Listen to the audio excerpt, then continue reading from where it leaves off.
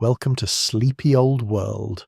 Tonight we're going back to the 1880s, to a world of parlours and calling cards and careful glances across crowded drawing rooms, to a time when falling in love was one of the most regulated activities a person could undertake. In Victorian England, a young woman who received a bouquet of flowers from a man was not simply receiving a gift. She was receiving a message. Every flower had a meaning, a language so precise and so widely understood that a man could declare his deepest feelings without ever opening his mouth, and a woman could accept or refuse him by choosing which flowers she sent back. A red rose meant love, yes, but a yellow rose meant friendship, and a striped carnation meant no. Tonight, we're going to live inside that world together. Before we go any further, tell me where you are tonight. What does the room look like? What time is it there? I genuinely read every single comment. Picture this. It is the spring of 1882, and a young woman named Clara is standing at the window of her family's house in a respectable street in London, watching the rain come down in thin grey lines on the cobblestones below. She's 21 years old. She has dark hair that her maid has arranged this morning in a careful configuration of loops and pins, and she is wearing a day dress of deep blue wool with a high collar and buttons running from her throat to her waist. She's not thinking about the rain. She's thinking about a letter. The letter arrived this morning, delivered by a servant, sealed with plain wax. It is from a young man named Henry, who she met 3 weeks ago at her cousin's house. They spoke for perhaps 12 minutes in the drawing room, while Clara's mother sat at the other end of the sofa, near enough to hear every word. Henry has dark eyes, and the kind of careful manners that suggest he is very aware of being observed. Clara liked him. She's not quite sure if she's supposed to admit that, even to herself. She has been sitting with the letter for 2 hours. It is not that the letter says anything alarming. It is beautifully written, formal, respectful. He's asking if he might call on her family. That is all. Just that. A formal request to come to the house, in the afternoon, in full view of her parents and her sitting room, and all the social machinery of Victorian courtship. And yet, she is holding it as if it weighs something significant, because it does. Because in 1882, this letter is not just a piece of paper, it is the beginning of something that carries the full weight of her future. Let us stay with Clara for a while tonight. Let us understand exactly what her world looks like. From the inside out, not the postcard version with the pretty dresses and the candlelit parlours, but the actual, daily, sometimes breathtaking and sometimes absolutely suffocating reality of what it meant to be a young woman navigating love and courtship in Victorian England. Because the rules were not what most people imagine. They were stranger than that, more intricate, more revealing, and in certain lights more quietly human than you might expect. Clara's situation begins with a simple fact that governed everything else. She cannot be alone with Henry. Not ever. Not even for 5 minutes in a perfectly ordinary room in her perfectly ordinary house.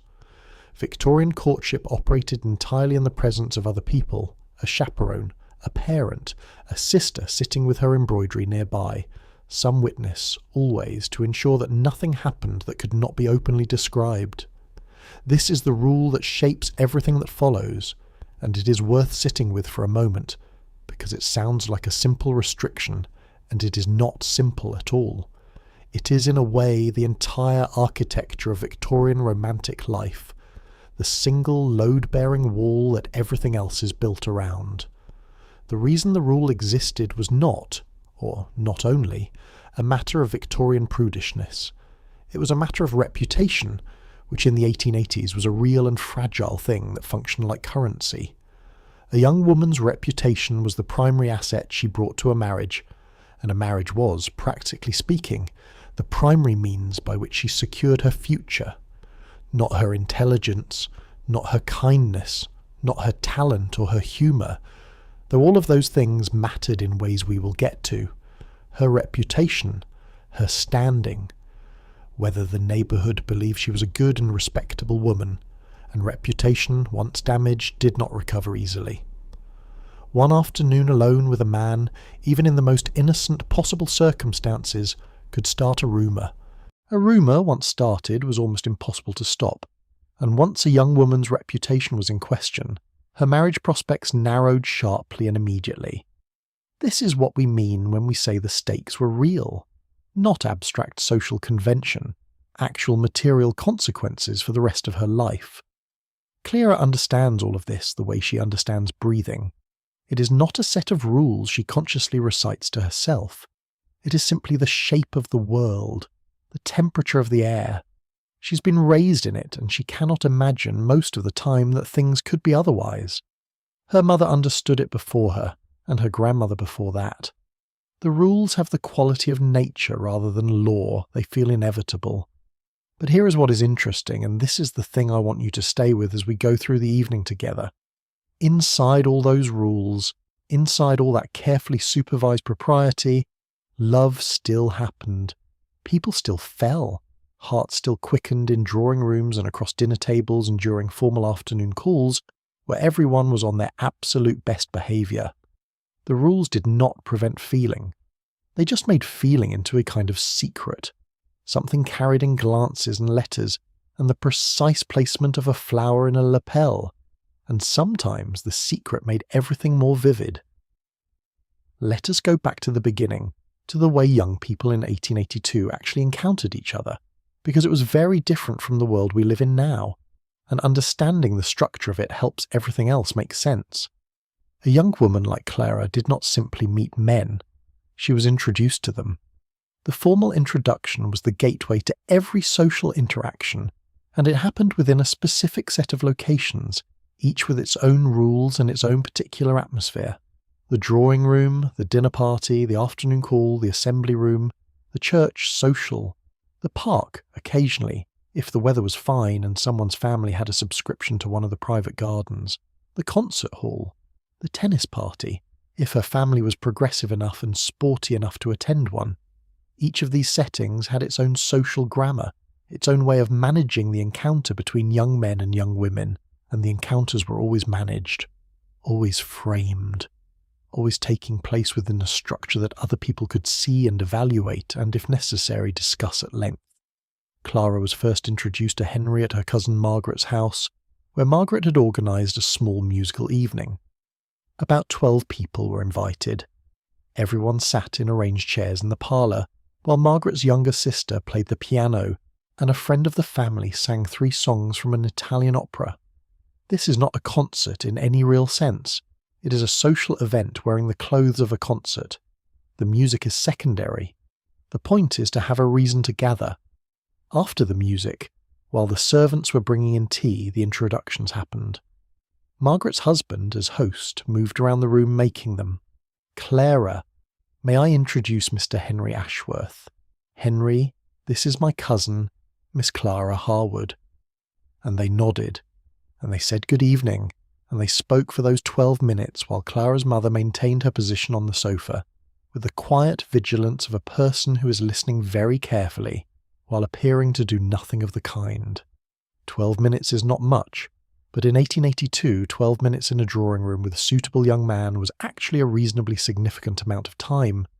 It was enough to form an impression, enough to notice whether his eyes were kind or cold, whether his conversation was interesting, whether he had the kind of ease that suggested confidence rather than arrogance, whether he listened when she spoke, or whether his gaze drifted slightly when she said something he had not anticipated. He listened. That is what she noticed first. He actually listened. The morning after the musical evening, Clara told her mother she found Mr. Ashworth pleasant. This is a significant communication, not dramatic, not confessional, just a careful, measured sharing of a mild positive opinion. Her mother noted it with equal care. She would ask Margaret about him. She would find out about his family, his income, his position. She would, in the very proper Victorian sense, investigate. Not intrusively, not unkindly, just thoroughly. Because this is also part of the machinery. The parents are always running parallel searches in the background. This parallel investigation was not something Clara found intrusive or cold. It was normal. expected. In a world where marriage was permanent and carried enormous practical consequences, caution made sense. You did not simply trust that love would sort everything out. You verified. You asked around. You formed a picture. The picture her mother formed of Henry Ashworth over the following week was a satisfactory one. A respectable family, a reasonable income from a position in law, good manners known to his church, no rumours, nothing disqualifying. He was, in the language of the era, a suitable prospect. And so when the letter came, Clara's mother read it too. Not secretly, not against Clara's wishes, but because that was simply the structure. Correspondence from young men was shared with parents. This is one of the things that takes modern people by surprise when they first encounter Victorian courtship in any depth. The letters were not private, or rather they were read within the family, not intercepted by strangers, but known to the people who mattered. A letter from a young man to a young woman was addressed, properly, to the whole household. Her mother read Henry's letter and found it acceptable. The language was appropriate, the request was properly framed, the whole thing was conducted as it should be, and so Clara was permitted to reply. The reply was not a casual thing. It took her more than an hour. She sat at the small writing desk in her bedroom, the kind that stood against the wall with a hinged surface that folded down, and a little compartment inside for paper and ink. She opened the compartment, took out a sheet of good notepaper, and thought for a long time before she wrote a single word. Victorian letter writing was an art form, and not because Victorians were more literary than we are, though many of them were. It was an art form because letters were the only space where something approaching intimacy was possible. The drawing room was supervised. The dinner table had 12 other people at it. The park required a chaperone. But a letter, even a letter that would be read by her mother, was a space where Clara could arrange her thoughts and show something of herself that the careful performance of social life did not permit. She wrote carefully. She thanked him for his kind note. She said the family would be pleased to receive him on Thursday afternoon, if that was convenient. She expressed in one precise and understated sentence that she had found their conversation at her cousin's home very agreeable. Very agreeable. 2 words. She read them back 3 times before she decided to keep them. They were, by Victorian standards, quite warm. She folded the letter, sealed it, addressed it, and gave it to the servant to post. Then she went back to the window in the rain, and she thought about nothing in particular, the way you do when you have done something small that might turn out to be significant. Henry called on Thursday. The Thursday afternoon call was one of the primary rituals of Victorian courtship, and like all rituals, it had a shape and a duration and a set of rules that everyone involved understood without needing to state them. He arrived at 3 o'clock, not 2:30, not 4. 3 was correct. He handed his hat and gloves to the servant at the door, was shown into the drawing room where Clara and her mother were already positioned, and he sat in a chair that was the right distance from the sofa, close enough for conversation, not so close as to suggest anything beyond conversation. Tea was brought. Her mother poured. They talked for 50 minutes, about the weather briefly, because the weather was always mentioned first, a kind of conversational handshake, about Margaret's musical evening, about a novel that Henry had recently read, which turned out to be one Clara had also read, and on which they had sharply different opinions about one of the characters. This was a moment of real energy in the room. Clara said, quite clearly, that she thought the character had been entirely misunderstood by his author, and she said it with a directness that she could see surprised him slightly, in a pleasant way. Her mother, to her credit, said nothing. Henry stayed precisely 50 minutes, which was the correct length for a first formal call, not so short as to suggest disinterest, not so long as to overstay his welcome or to give anyone anything to talk about. He left at 10 minutes to 4. He thanked Clara's mother for the tea. He said good day to Clara with a look that was about 5 degrees warmer than his voice, and he put his hat and gloves back on in the hallway and walked down the front steps and was gone. Clara and her mother sat in the drawing room for a few minutes after the servant closed the door. He seems agreeable, her mother said. Yes, Clara said. She looked at the empty teacup on the table. the little cup still warm. He came back the following Thursday, and the Thursday after that. This was the established rhythm of Victorian courtship in its early stages. Regular, formal, visible calls, always in the afternoon, always in the presence of a chaperone, always of the correct duration. 3 Thursdays was enough to establish that he was serious. A man who called 3 times was not a casual visitor. He was, in the language of the neighbourhood, paying court. And once a man was understood to be paying court, the social world adjusted around it.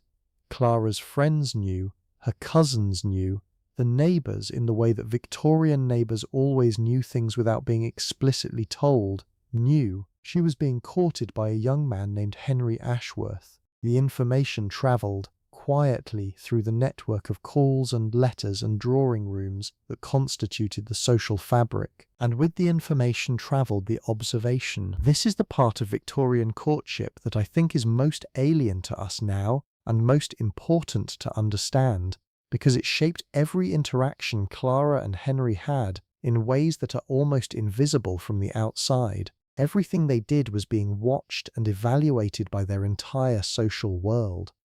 Not maliciously, not cruelly, at least not always, but continuously. The quality of his attentions, the nature of her responses, whether she seemed too eager or too cool, whether he was spending money appropriately, whether their conversation seemed to be of the right sort. Victorian society had a finely calibrated sense of what was appropriate in courtship, and it exercised that calibration constantly.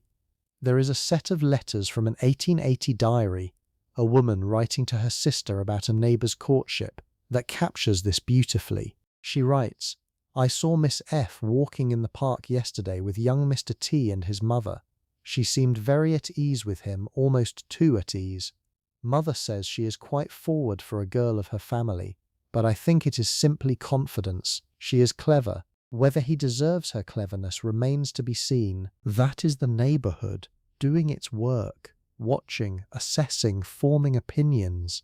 And Clara was in that neighbourhood, watched in that way, every Thursday afternoon. The watching did not oppress her exactly, not in a way she had words for. It was simply the atmosphere in which everything took place. The same way weather is the atmosphere in which you do your gardening. You do not resent it, you work with it. You learn to read its signals and adjust. But there were moments when she would be sitting in the drawing room with Henry, talking about the novel or about the new buildings going up near the station, or about some point of history that she found genuinely interesting, and she would catch herself measuring every word before she said it, checking it against the imaginary audience in her head. Is this appropriate? Does this sound too forward? Will this be repeated at someone's dinner table? And in those moments there was a kind of flatness, a slight compression of herself, a sense of speaking through glass. She did not think much about it at the time. She would think about it later, much later. For now she was in the Thursday rhythm, and the Thursday rhythm was pleasant. Henry was genuinely good company. He had opinions and the willingness to defend them, which she found more interesting than the young men who agreed with everything she said as if agreement were a form of courtesy. He had read widely. He found the same things funny that she did, which was not nothing, it was actually quite a lot. And he had those dark eyes that listened. The question was, how would she know what he actually felt? This is the central difficulty of Victorian courtship, and the thing that produced all the elaborate systems, the letters, the flowers, the careful social codes that we are going to spend much of our evening exploring, in a world where no direct expression of feeling was socially acceptable, in a world where you could not simply say what you meant. How did you communicate? How did you let someone know that the Thursdays mattered to you without saying so? How did you signal yes or no or maybe or please keep coming back? You found other ways. You found them because human beings in any era will find ways. The letter was the first and most important channel. Clara and Henry had been having Thursday afternoon conversations for 6 weeks when she received the second letter. This one was different, still formal, still properly addressed, still conducted in the careful language of the era, but there was a shift in it, a warmth that had not been present in the first letter. He mentioned the novel again, their disagreement about the character, and he said in a sentence that she read several times that he had thought about her argument and reconsidered it, and that he believed now she was right. He believed she was right. That is the sentence, that is the whole of it. And she sat with it in her hands in her bedroom, with the writing desk open and the ink ready, and she felt something that she would have been hard-pressed to name, but that warmed her from the inside out. He was paying attention, not performing attention, the way some young men did, with exaggerated interest that dissolved the moment the parlour door closed. Actually paying attention, carrying her argument home with him, turning it over, changing his mind. The letter she wrote back was perhaps the warmest she had produced yet. She agreed that his reconsideration seemed well-founded. She offered a further thought on the matter, and she ended by saying she looked forward very much to continuing the discussion on Thursday. Very much. She kept that too. Victorian letter writing between courting couples was an art form of compression. Every word carried weight. Every warmth was significant because warmth was so carefully rationed in the public spaces. The letter was the place where you could say slightly more, feel slightly more, be slightly more yourself. And yet even here the rules applied. Letters were kept. Letters were occasionally shared. Letters could be produced in unhappy circumstances as evidence of commitments made or feelings expressed. The written word in the Victorian era had a permanence and a legal adjacent quality that gave it a gravity we have largely lost. A young woman keeping a man's letters was understood to be keeping something significant. A man who wrote warmly and frequently was understood to be declaring something, even if he had not yet declared it in words. The letters were the pre-announcement of an intention. They were the courtship happening in private, while the Thursday calls served as the courtship happening in public. Both mattered. Both were being read by both parties for information, for signs, for the small movements that would eventually accumulate into a question asked and an answer given. But before we get to that question, I want to take a moment to talk about the flowers, because the flowers are one of the most genuinely extraordinary things about Victorian romantic culture, and they deserve their full place in our story. The language of flowers, floriography, was not a Victorian invention. Its roots went back centuries to Persian poetry, to Turkish customs that had travelled to Europe in the early 18th century. But the Victorians made it their own in a way that was specific and serious and quite elaborate. By the 1880s, there were published dictionaries of flower meanings, thick little books that sold very well, filled with illustrations and definitions and etiquette notes about how to assemble bouquets and what combinations meant what. They sat on drawing room shelves between prayer books and novels. Young women consulted them the way you might consult a phrase book when visiting a foreign country, and the flower language was specific. Not just red for love and yellow for friendship, though those meanings were there. The specifics went much further. Rosemary meant remembrance. Ivy meant fidelity. Sweet peas meant delicate pleasure. Forget-me-nots, as you might expect, meant do not forget me. But dog rose meant pleasure and pain. Yellow hyacinth meant jealousy. A daisy meant innocence. A withered white rose meant transient impressions. A striped carnation, refusal. The combinations mattered as much as the individual flowers. A bouquet of red roses alone said I love you. A bouquet of red roses with fern said sincerity attached to that love. A single red tulip said declaration of love, direct and unambiguous. An amaryllis, which was a more dramatic choice, meant pride, but also splendid beauty, and was a compliment that carried a hint of something slightly daring. Henry sent flowers on their third Thursday, not to the house but to the musical evening where they had first met, which Clara was attending with her family. He had arranged through Margaret's husband for a small bunch of pink rosebuds to be placed with a card. Pink rosebuds meant in the language of the era, and Clara looked this up immediately, the morning of love. or in some dictionaries, the confession of a love not yet fully formed. She read the card. She read it twice. She placed the rosebuds in a glass of water on the table in her room that evening and looked at them for a long time before she went to sleep. She sent back, via the same channel, a few days later, a small bunch of sweet peas, white ones. Sweet pea meant delicate pleasure. White meant purity, yes. But also in this context, I received your meaning, and I am not averse to it. Margaret, who was acting as a kind of informal intermediary in all of this, understood perfectly and said nothing to anyone. This was also a thing that happened. The trusted friend, the cousin who could carry a message without making it official, who could smooth the path without committing anyone to anything.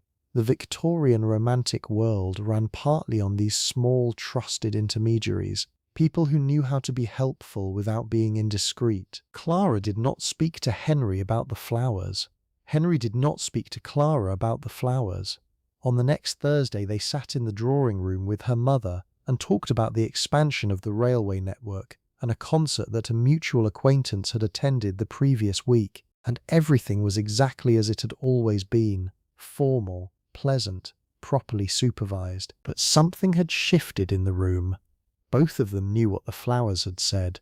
Neither acknowledged it, and the knowledge sat between them like a small warm object, present and unnamed. This is the texture of Victorian courtship at its most characteristic. The thing known but unspoken.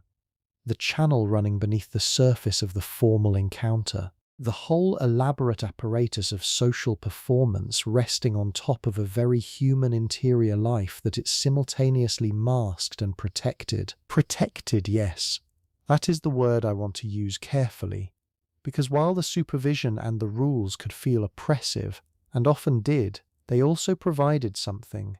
They provided time. They provided a structure within which you could actually evaluate the person in front of you without being swept up in physical passion or social pressure into a commitment before you were ready.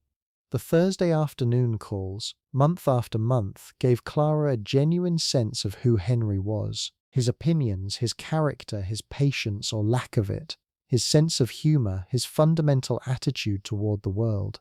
She could not be alone with him, but she could watch him be himself consistently over a long period of time. Modern courtship, with all its freedoms, has sometimes traded this away. The ability to sit with someone in a public space, week after week, and simply observe. Of course, the observation went both ways. Henry was watching Clara too, not inspecting her for faults, though that happened in Victorian courtship as well, but genuinely watching, forming an impression, finding that the impression got better each time, sharper and warmer, more interesting. He had been afraid after the first musical evening that she would turn out to be an ordinary clever woman, someone who performed intelligence as a social grace but had no real appetite for thought. He had met several of those. Clara was not that. Clara argued. Clara held positions. Clara changed her mind when persuaded and did not change it when she was not persuaded, and the difference between the two was clear in her face. He sent another bouquet, this time to the house directly, addressed to the family. This was a more significant gesture. Flowers sent to the house were a public statement, visible to the parents and to the neighbourhood, that he was progressing in his attentions. The bouquet contained red rosebuds, not fully open roses, the meaning very close to but slightly different from the earlier pink ones. Red rosebuds, you are young and beautiful. Clara's mother saw the bouquet and made a note to write to Margaret. Clara arranged them in the drawing room where they would be visible when he called on Thursday. He noticed them immediately when he came in. He said nothing. She said nothing. Her mother offered tea. They all three sat down. The Thursday that followed was, by any external measure, entirely unremarkable. They discussed a lecture that Clara's father had attended at the Royal Institution. Henry expressed a view about scientific education that Clara found she agreed with almost entirely, which was, she realized, slightly unusual. She almost always found something to push back on. She filed this observation away for later. After he left, she went upstairs and sat at her writing desk for a long time without opening it. She was thinking about what it meant to be in this process. To be a woman of 21 in 1882, waiting in a drawing room every Thursday for a man she was not allowed to know outside of drawing rooms, building an impression of him from 50-minute increments and the careful language of letters and the encoded messages of flowers. Was this love? Was this what love looked like in this world at this time? She did not know. She thought she might be getting close to it. Now here is something that does not often come up in the polished versions of Victorian courtship history. The rules were not uniform. They were not applied the same way in every family, every class, every region. What was correct in an upper-middle-class London household in 1882 was somewhat different from what was expected in a working-class street a mile away, or in a rural farming community in the Midlands, or in the very wealthy circles of the aristocracy where the rules bent in different directions for different reasons. For working-class women, the careful choreography of the drawing room call was largely out of reach. There was no drawing room. The house was too small, the family too pressed, the privacy too scarce. Young people in working-class communities met at church, at local dances, at the market, in the street. Courtship happened more in public spaces and less in private ones, paradoxically, which meant it was in some ways less supervised and in other ways more visible to the whole community at once. A factory girl walking out with a young man on Sunday afternoon, which was the working-class equivalent of paying court, was visible to the entire neighbourhood in a very different way than Clara in her drawing room. There was no chaperone, there was no formal call, but there was still the court of public opinion, the neighbourhood watching, the gossip network running its constant assessment. The letter writing was often different too. Working-class couples were frequently not as fluent in the art of formal correspondence, and the letters that survive from this era among working-class writers have a directness that is sometimes startling and sometimes very beautiful, less constrained by the formal language, more likely to say the actual thing. "I think about you every day" is not a sentence Clara would write, but it is a sentence that appears in working-class love letters of the same period, written in slightly unpracticed handwriting, on cheap paper, with total sincerity. There is a letter from a factory worker in Manchester, written in 1883 to the woman he would eventually marry, that begins simply, "I have been working 12 hours and all I thought about was getting home to write to you." That is it. That is the whole of the romantic declaration in the first line. No flower language needed, no careful calibration of warmth.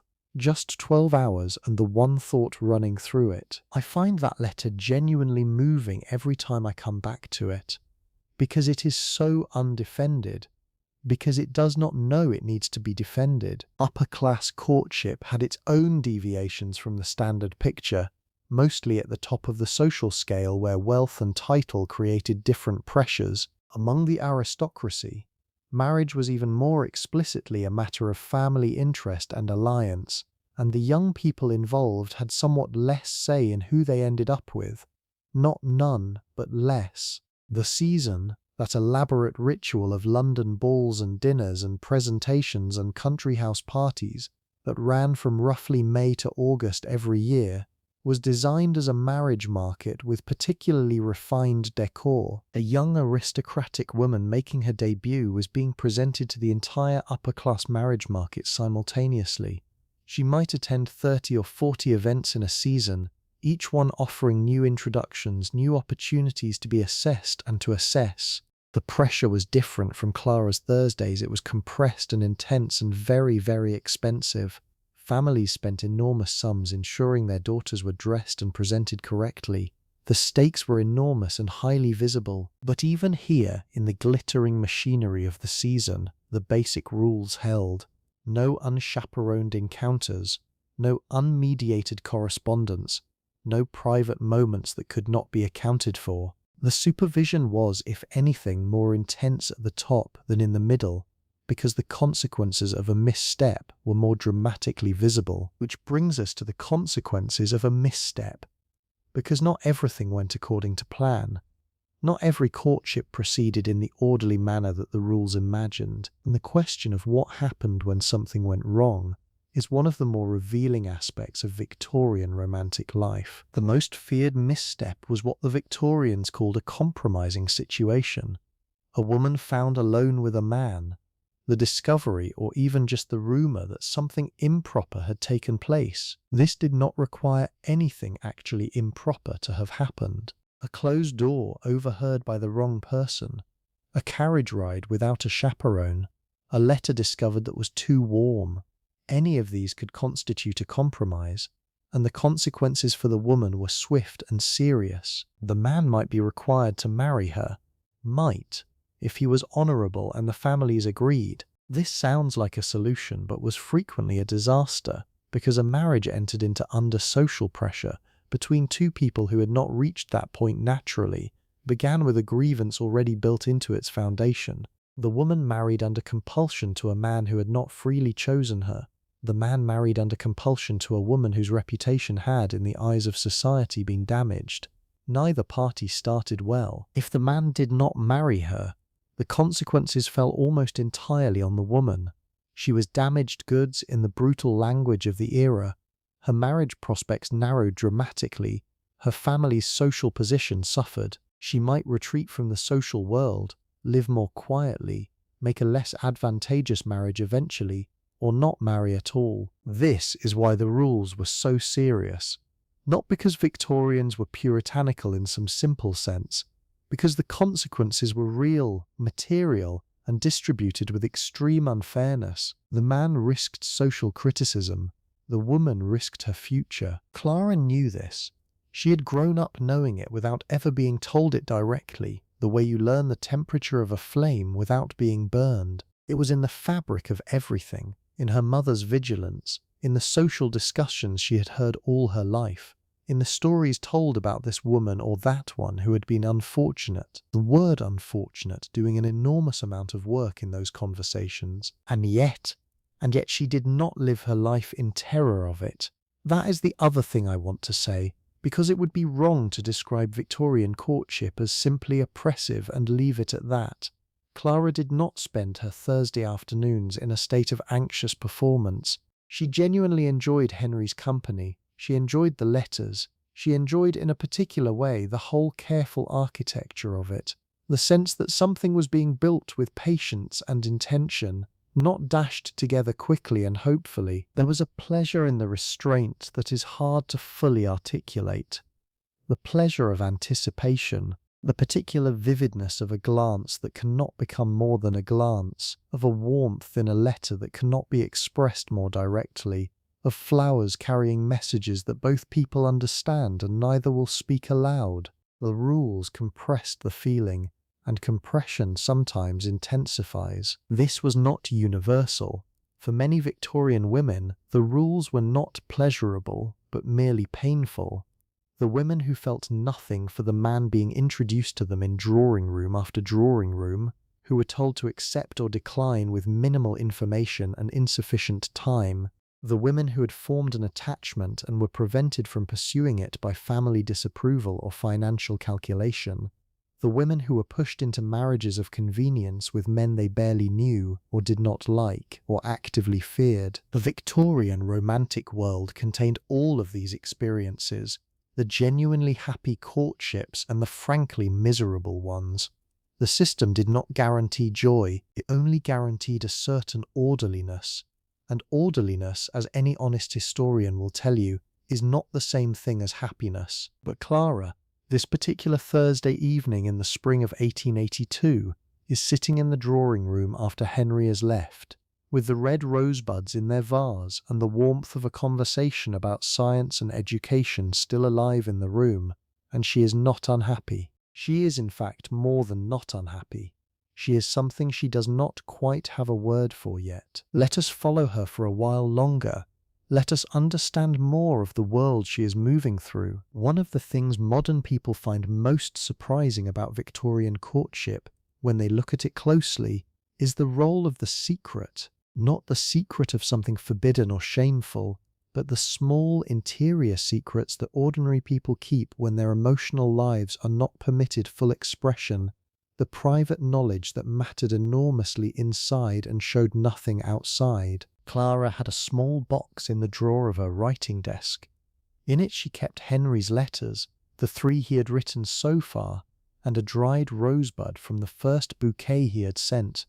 She did not think of this as unusual. Most unmarried women she knew had something similar, some small treasury of evidence that they were being courted, that someone found them worth courting. The box was hers, entirely hers. It was the most private thing she possessed, and yet even this was not entirely private, not in the fullest sense, because her mother knew the letters existed. Her mother had read them. If asked to produce them, Clara could not have refused. They were evidence in the way that all communication in a courtship was evidence of the state of things between her and Henry, and the state of things between them concerned her family. The privacy of the Victorian young woman was a relative thing. Private from the general public, yes. Private from the neighbourhood and the broader social world, but not entirely private from her family, and particularly not from her mother, who functioned as a kind of managing partner in the courtship process, with interests and investments of her own. This relationship between a Victorian mother and her unmarried daughter was one of the genuinely complex ones of the era. On one hand, the mother was an authority figure whose approval was essential and whose judgment was expected to outweigh the daughter's. On the other hand, the mother had been young herself, had navigated these same waters, often had a genuine and tender interest in her daughter's happiness, not just her daughter's successful marriage, though the two were understood to be closely related. The good Victorian mothers, and there were many, tried to do both at once. They tried to guide without controlling, to protect without suffocating, to convey the real and serious nature of the practical considerations, while leaving room for the daughter to actually feel something, to want something, not just to accept what was arranged. Clara's mother was one of the good ones. She read Henry's letters with a careful eye and said relatively little. She sat on the sofa during the Thursday calls and preserved the fiction of being absorbed in her embroidery. She noted that Clara seemed more animated after his visits than before them, and she noted the rosebuds in their vase, and she wrote to Margaret in the way she had planned, and what she wrote was, "I think they suit each other rather well." That was her contribution.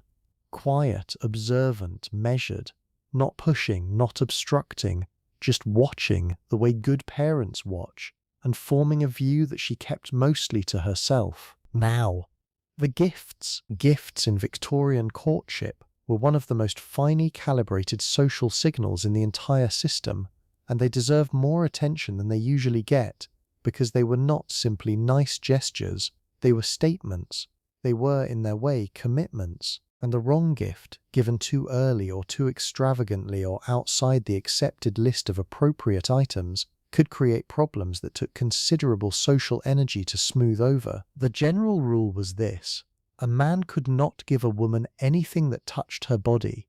Clothing was out. Jewelry, unless you were formally engaged, was out. Gloves, shoes, any item of personal apparel, all out. The reasoning was that such gifts implied an intimacy that had not been formally established, and in a world where the line between friendship and betrothal carried enormous legal and social weight, implying that intimacy incorrectly was a serious matter. What was acceptable? Books were acceptable. Sheet music was acceptable. Flowers, as we have discussed, were not only acceptable, but practically the primary vocabulary of the whole enterprise. A small piece of decorative artwork was acceptable. Sweets or confectionery, if offered as part of a shared social occasion, were acceptable. A small, inexpensive piece of jewellery might be acceptable once a serious intention had been established, but not before. The confectionery one is interesting and often overlooked. Chocolates, which became increasingly fashionable through the 1880s as importing and manufacturing improved, were one of the few edible gifts a man could give a woman he was courting. They came in beautiful boxes, often decorated with flowers or ribbon. and giving them was understood as a sophisticated, pleasurable, slightly indulgent gesture. The good chocolate shops in London stocked their boxes with this social function in mind. The boxes were part of the gift, pretty enough to keep. A woman who received a beautiful box of chocolates from a man she was being courted by might keep the empty box long after the chocolates were gone. Henry gave Clara a book. He gave it to her family, addressed to the household, brought with him on one of the Thursday calls, and presented to her mother, not directly to Clara. This was correct form. He had chosen it carefully, a collection of essays on natural history that he thought she might find interesting based on their conversations. He was right. She found it interesting from the first page. She wrote him a letter about the third essay, and he wrote back with 4 pages of response. This was also a gift, perhaps a more significant one than the book. The 4 pages were the longest letter he had yet written, and they were livelier, less formal, more openly interested in her thinking than anything he had produced before. She could feel, reading them, the loosening of the careful social grip, the voice that was becoming itself rather than performing itself. She wrote back 8 pages. There was a shift in correspondence after the book that marked a new stage in what was happening between them. The letters became more frequent, they became longer and less formally structured. They contained, alongside the discussion of essays and lectures and public affairs, small domestic details, a remark about the weather, a description of a visit to her grandmother that had amused her, a question about whether he had seen the article in the newspaper about the new building in the city centre. Small things, ordinary things, the building blocks of a shared interior life. This kind of correspondence was understood, by both parties and by their families, to be significant. It was what happened when a courtship was moving toward a conclusion, not racing toward it, not hurrying, but moving with intention. The letters were the preparation for the question that had not yet been asked, and while the letters were becoming what they were, the Thursday calls continued. The drawing-room rhythm continued. The flowers continued, less elaborately now, more simply because the language had been established and did not need to be repeated in full each time. A single white rosebud occasionally, the ferns that meant sincerity. Once a small bunch of forget-me-nots that made Clara catch her breath very slightly, and that she kept in a glass on her writing desk until they were entirely dried and past keeping. Let us step outside Clara's story for a moment, because there is something I want to show you about the broader social world she was moving through, the world that shaped the rules she was living inside.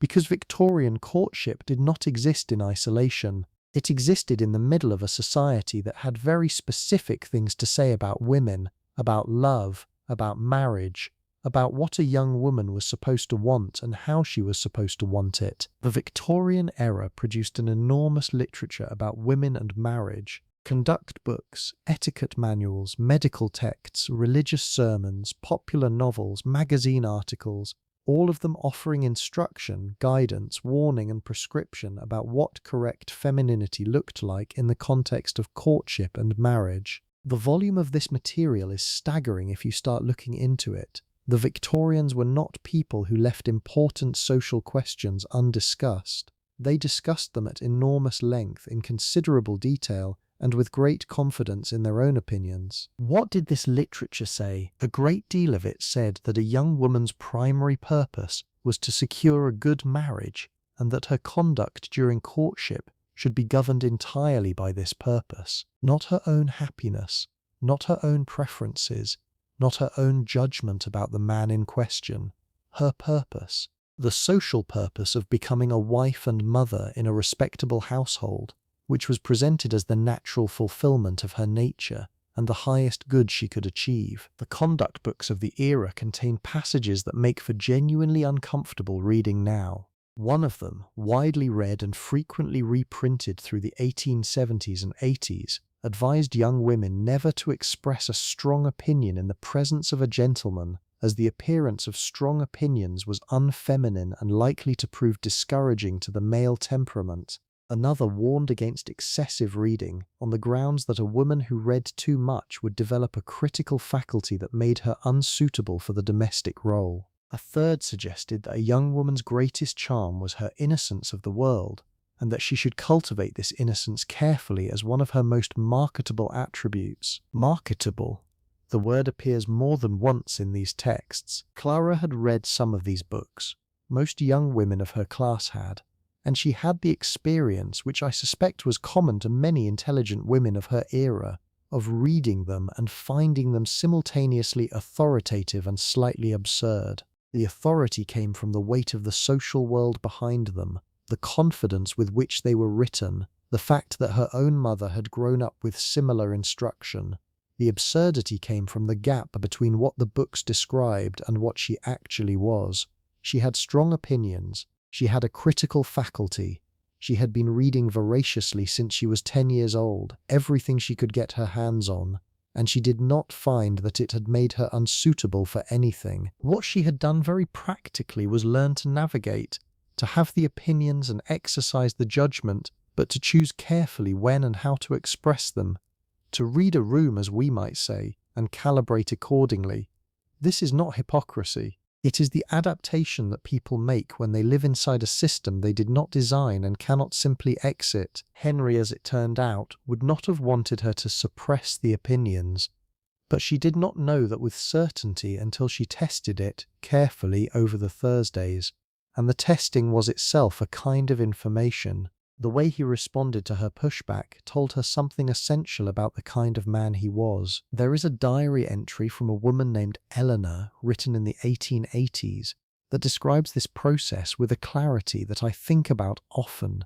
She writes, and I am paraphrasing here, "I have decided that the surest way to know a man's character is to disagree with him once, clearly and without apology, and to watch his face. The men who become cold or impatient, who correct you with a condescension that assumes you have simply misunderstood rather than genuinely disagreed, those men will spend their whole lives surprised by you, and not pleasantly. The men who lean forward slightly and say, 'Tell me more,' those are the ones worth knowing." I find that piece of insight remarkably modern for 1880-something, and also remarkably practical, and it describes something that Clara was doing on her Thursdays, whether she had a name for it or not. She was gathering information, she was making a decision, and the decision in Victorian courtship would ultimately need to be made by someone else, at least formally, because the formal proposal, when it came, would come from Henry.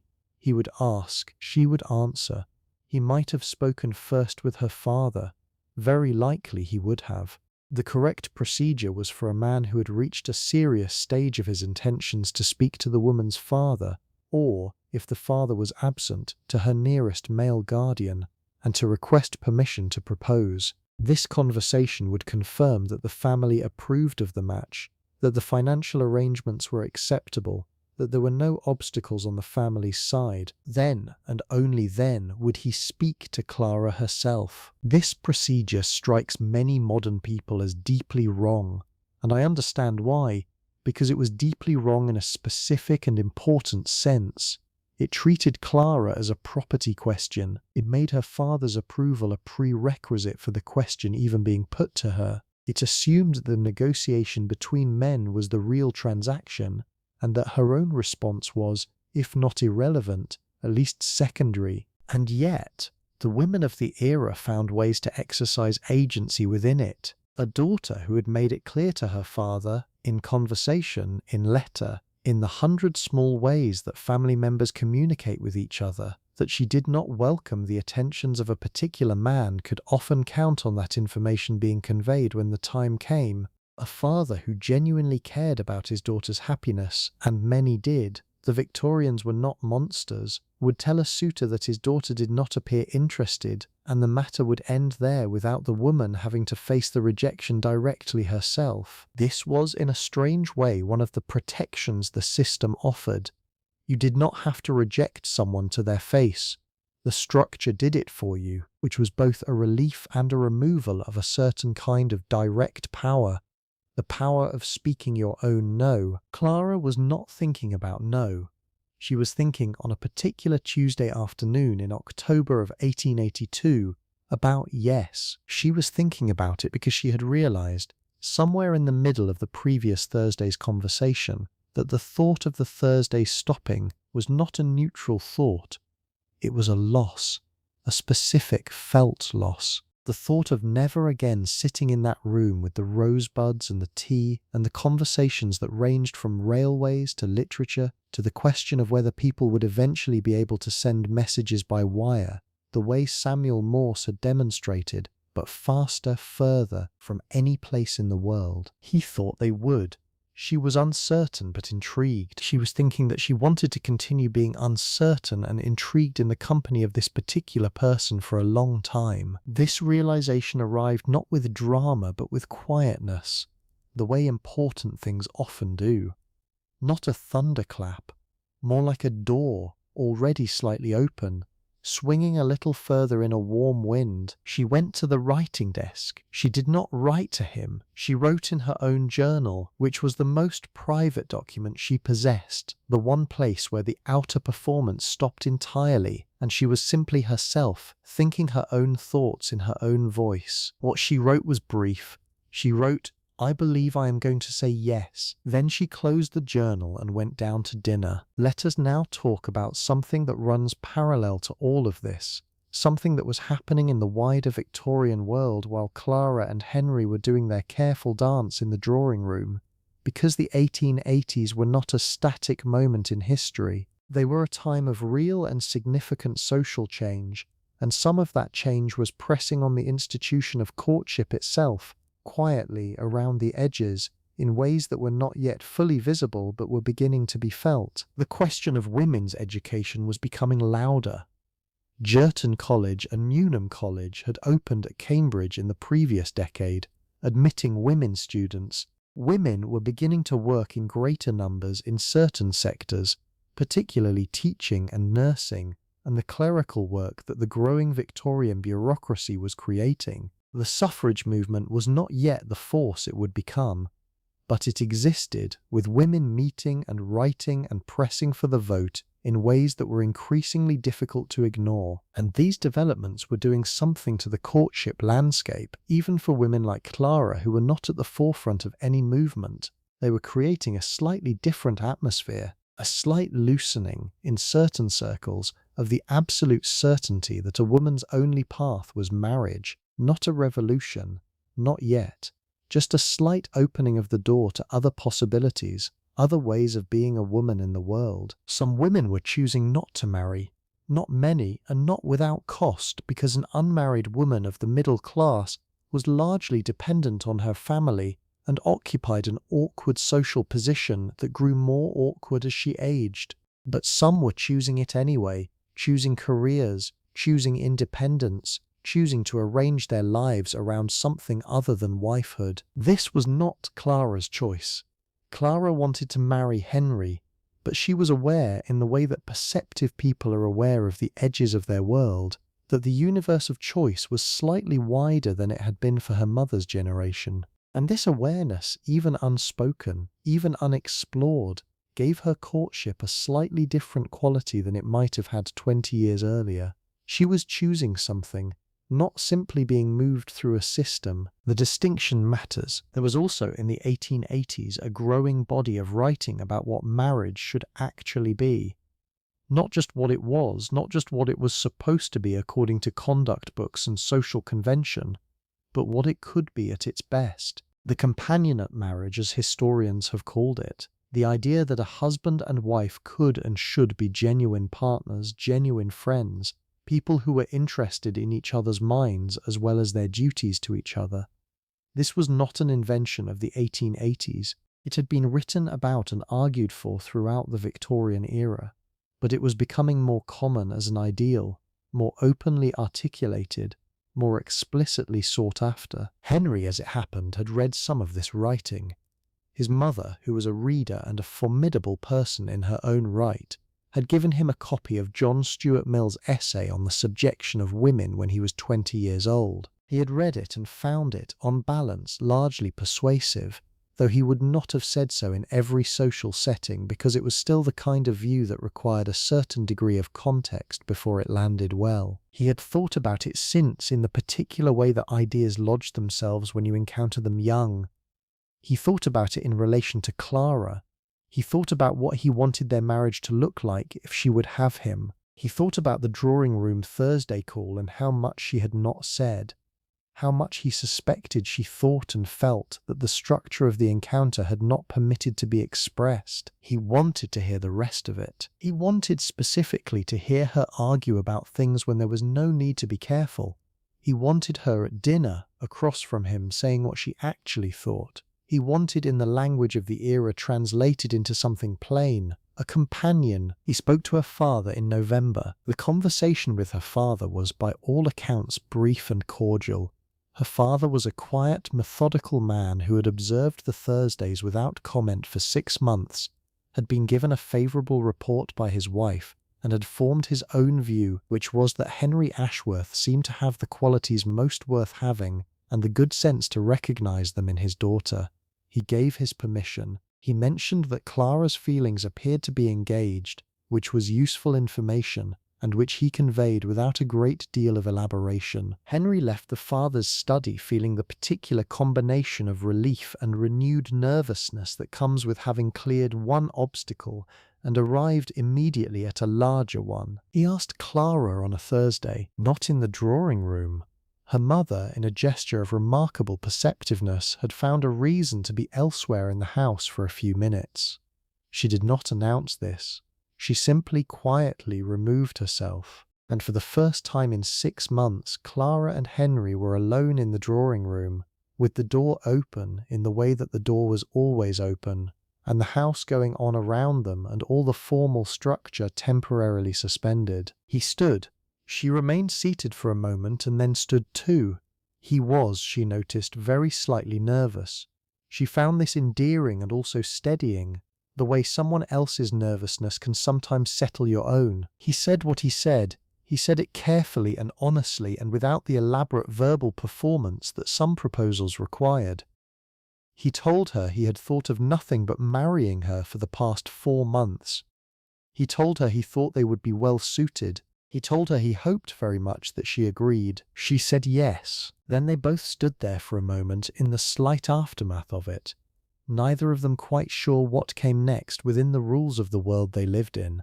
And then Clara said, with the directness that had always been her most characteristic quality, "I have wanted to say yes for quite some time." He laughed. She laughed. It was a small private moment, and then her mother appeared in the doorway with the timing of someone who had been listening very carefully for the sound of laughter. The formal process of engagement began the following day, and here the social machinery shifted again, because engagement was its own elaborate world in Victorian England, with its own rules and its own pleasures and its own challenges. The announcement, made first to family and then to the broader social circle, the calls and letters of congratulation that poured in over the following week, the ring, the first piece of jewellery Henry was permitted to give her, the formal calling card that would now list both their names, the increased latitude in their meetings, a wider circle now, slightly less chaperoned, because the question was settled and the relationship was formally acknowledged. The letters changed too. They were still careful, still proper, but they were warmer now, in a way that the correspondence of an engaged couple was permitted to be warm. The compression relaxed, not entirely, not all at once, but the interior life began to surface more openly in the words. Henry wrote to her once a week, long letters, and she wrote back, and in the letters they began to be, more plainly, themselves. She told him about the journals she had kept since she was 14. He told her about the year he had spent unhappy at school before things improved. She told him she had been frightened for a long time, that she was too strong in her opinions for someone to want her. He told her that was the thing he had found most worth wanting. That letter she read 3 times. Then she put it in the box in the writing desk with the rosebuds and the forget-me-nots. But I want to step back now, from Clara and Henry, because their story is a fortunate one, and Victorian courtship was not even usually, a story with this arc. I want to talk about some of the harder edges of this world, the ones that are easy to overlook when you are caught up in the rosebuds and the letters. The first hard edge, the enormous pressure on young women to marry, and to marry within the correct window of time.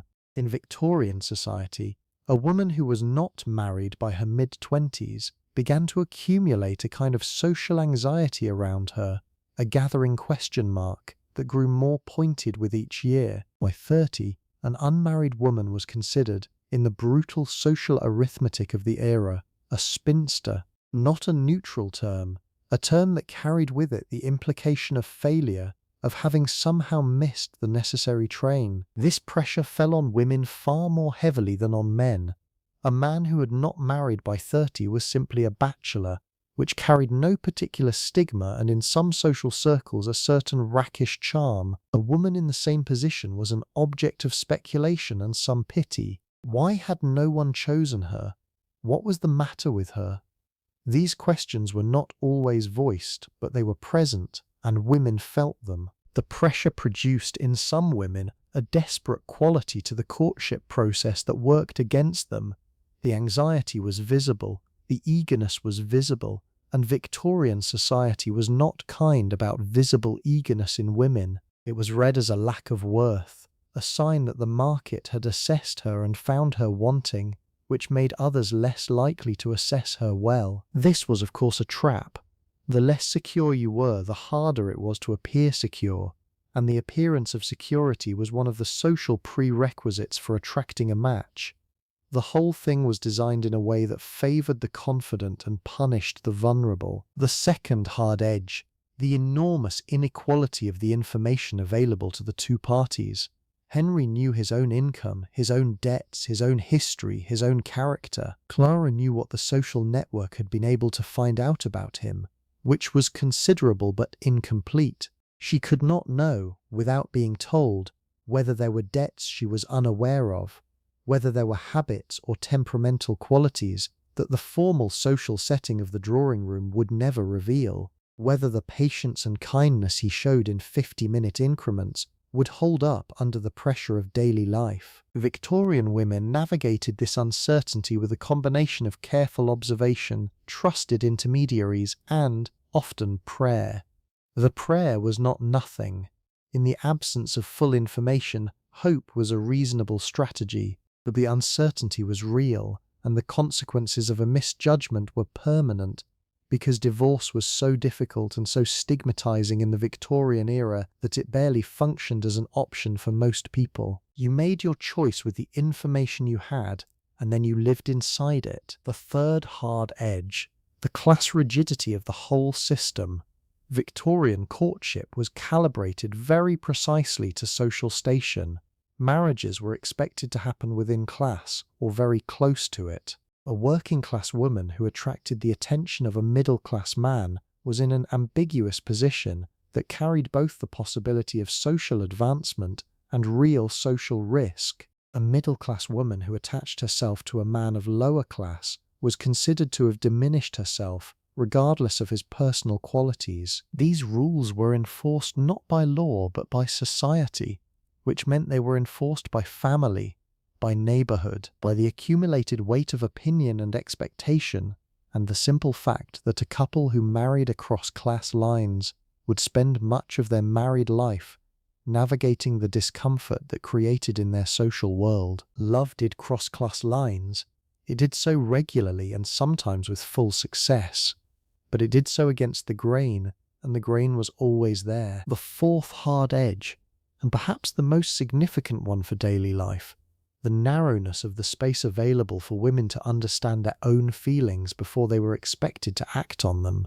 The system that gave women time, that structured courtship into slow, careful increments, was also the system that told women what they were supposed to feel. The conduct books, the social expectation, the model of correct femininity. A good woman felt fond, gentle, modest affection for a suitable man who paid her correct attention. She did not feel turbulent or uncertain or passionately resistant. She did not feel deeply attracted to someone unsuitable. She did not feel more interested in her work than in marriage. She did not feel the sharp, clear pull of a life organized around her own mind rather than another person's household. If she felt any of these things, she was unlikely to find much support for them in the social world around her.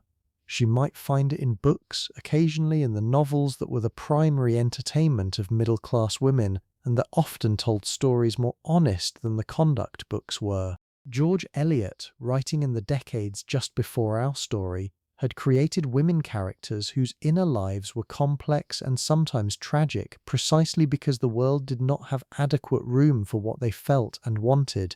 Women read those novels and recognized something. Sometimes they recognized it without being able to fully name what they recognized, but the recognition was there. Clara, reading by lamplight in the evenings before bed, had recognized things in novels that she would not have been able to say in a drawing room. This is the secret gift of literature in any era. It tells you what you already know but have not yet been permitted to say. Now let us settle into the evening a little more. Let us move more slowly through the world we have been describing, because I want you to feel the texture of it, not just know the facts of it. It is a February evening in 1882, a few months before Henry's first letter arrived, before any of this began. Clara is at home. Her father is in his study with the newspaper. Her mother is in the parlour doing accounts. Clara is in her own room, at the writing desk, but she is not writing a letter. She is writing in her journal. The journal is a plain blue-covered notebook, not beautiful, not expensive, bought from a stationer's on the high street. She has kept one since she was 14. There are 6 of them in the locked box under her bed. She locks the box not because she has anything shameful to hide, but because the journals are the one space in her life that is entirely unobserved, and that distinction matters enormously to her. In the journal she writes differently than she speaks, differently than she writes letters. She writes in the first person, which she does nowhere else. She writes what she thinks, not what is appropriate to say. She writes about the book she read last week and what she actually made of it, about the conversation at dinner that frustrated her and what she would have said if saying it had been possible, about the young woman she met at church on Sunday who had just announced her engagement to a man Clara thought dull, and whether her friend seemed happy, and what happiness in that context would actually mean. The journal is where she thinks. The rest of her life is where she performs. This is not an unusual division. Most women of her class and time maintained some version of it. The interior life and the presented life, the journal and the drawing room, the private and the public. Victorian culture was very good at creating spaces where performance was the only language available, and women became very good at living in 2 registers simultaneously. She writes, on this February evening, about the coming season, about the social events that will begin to fill the calendar as spring arrives, about the round of calls and musical evenings and dinner parties that constitute the social machinery, and about her own slightly ambivalent relationship to that machinery. She likes some of it, the conversations with people who are genuinely interesting, the concerts when the music is good, the moments when the formal structure relaxes and something real passes between people. She could do without the rest, the performance of enthusiasm for dull company, the careful management of her appearance in every setting, the exhausting awareness of being observed. She does not write tonight that she wants to be married. She does not write that she is ready. She writes that she is thinking about what she wants her life to look like, and that this is a question she finds it difficult to think about clearly, because the available pictures are all provided by other people, and she is not sure how much they are actually pictures of her. That is the sentence she writes, and then she reads it back, and then she closes the journal and locks the box. Outside her window, the February night is cold and very clear. There are stars. The street is quiet except for the sound of a horse and cart going past. The horse's shoes loud and rhythmic on the cobblestones, fading as it moves away down the street. She sits at the dark window for a few minutes, just listening, to the house settling around her, to her father's footstep in the hall below, to the small sounds of an ordinary evening in an ordinary house in a city full of ordinary houses where people are doing the same quiet ordinary things, thinking their thoughts, keeping their interior lives interior, managing the gap between what they feel and what the world permits. She goes to bed. She reads for half an hour, a novel she has been carrying through the week. She marks her page with a ribbon. She blows out the candle on her bedside table and lies in the dark. In a few weeks, something is going to happen that she does not yet know about. In a few weeks, she is going to meet a young man with dark eyes who actually listens. But tonight she does not know that. Tonight she is just a young woman in the dark, with the stars outside her window and a house full of ordinary sounds and a journal under her bed where she writes the things she cannot say anywhere else. There is a great deal of kindness in that. I think so anyway. The Victorian rules of courtship, all the supervision and the flowers and the letters and the careful calibration of warmth were in many ways a response to a very old human problem. The problem of how to know another person. How to get close enough to someone to understand who they are without getting so close that the consequences of finding out you were wrong become unmanageable. Every society has worked out some version of this problem.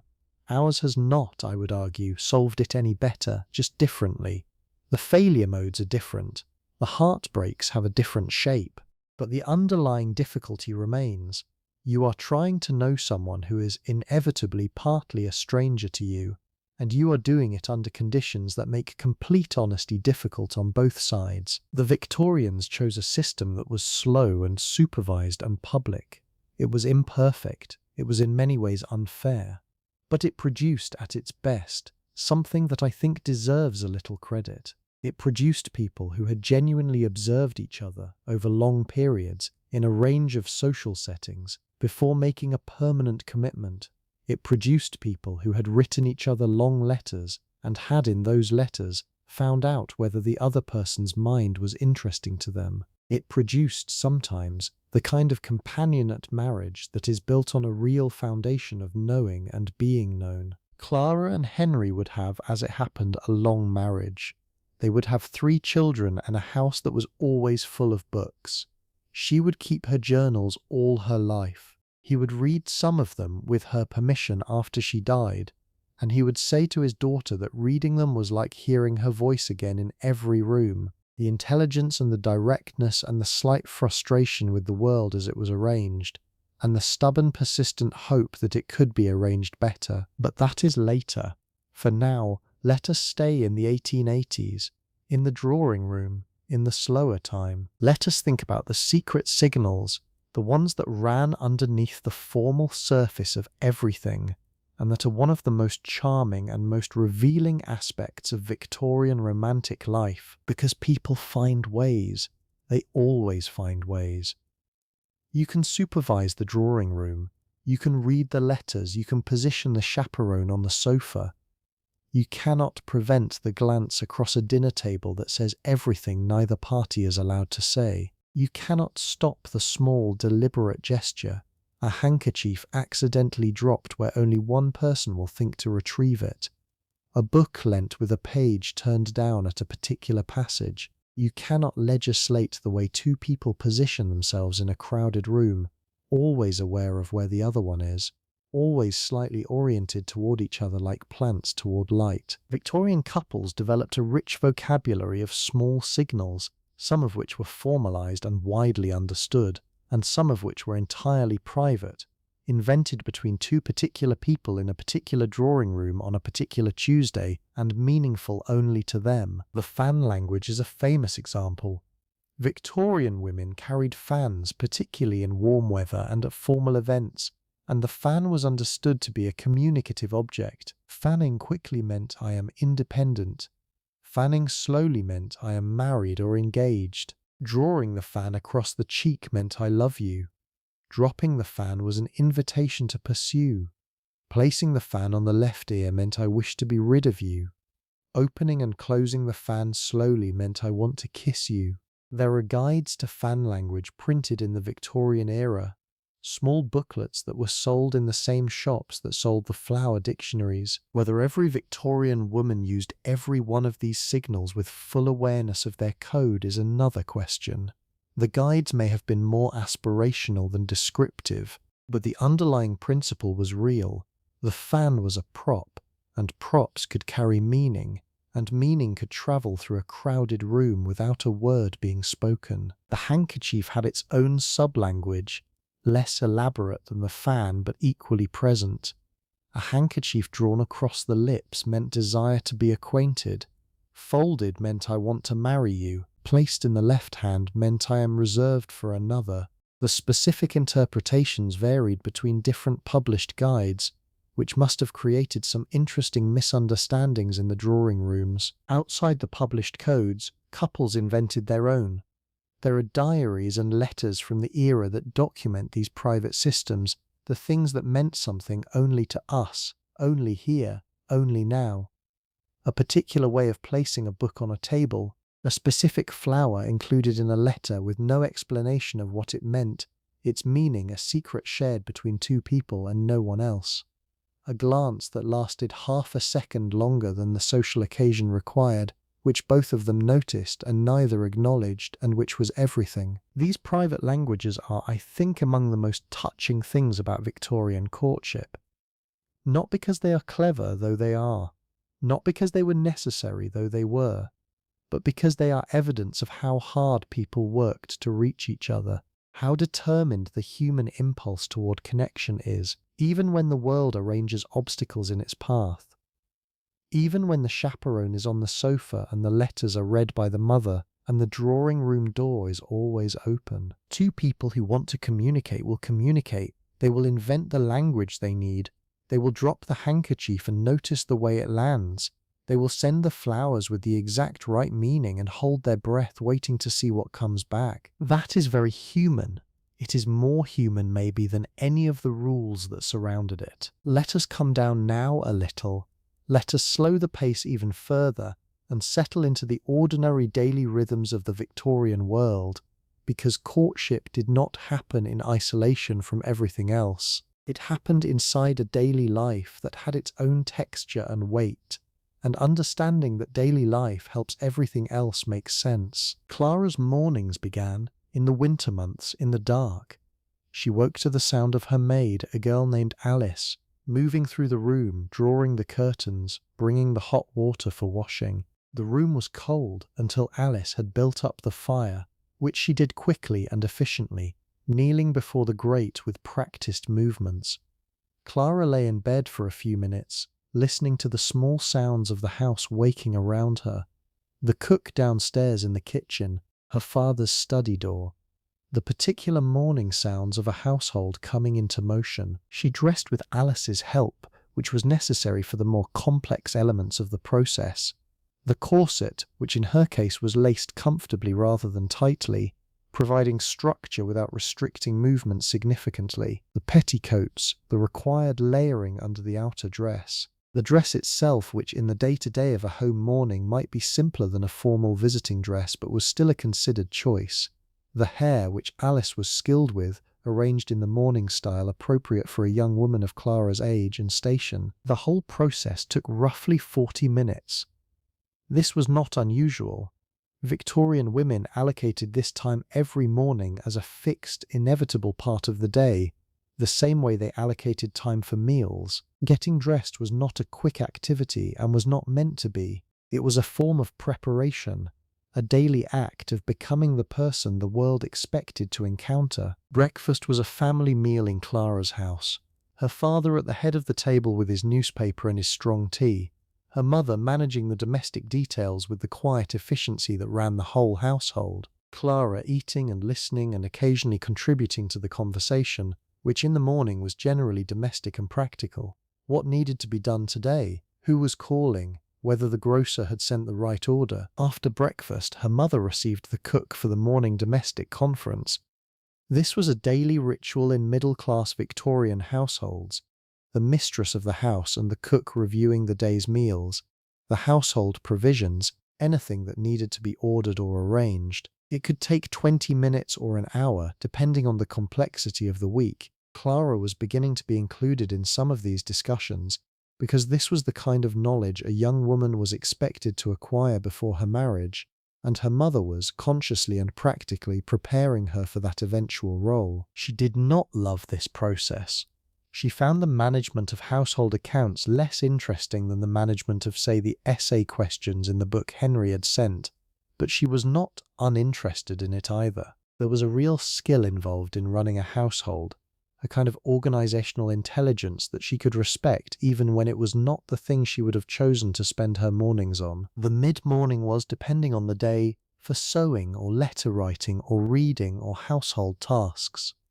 Clara's days were not empty. The middle-class Victorian household of the 1880s required a significant amount of female labour, even when there were servants, because the servants required direction and oversight, and the household required management at every level. There was always something to do. The morning calls happened in the afternoon, from roughly 2 to 5, when women would visit each other's houses for the formal 15 to 20-minute call, the same system we discussed earlier in connection with the calling cards and the social ledger. Clara made her afternoon calls with her mother initially, and increasingly on her own as she grew into the role.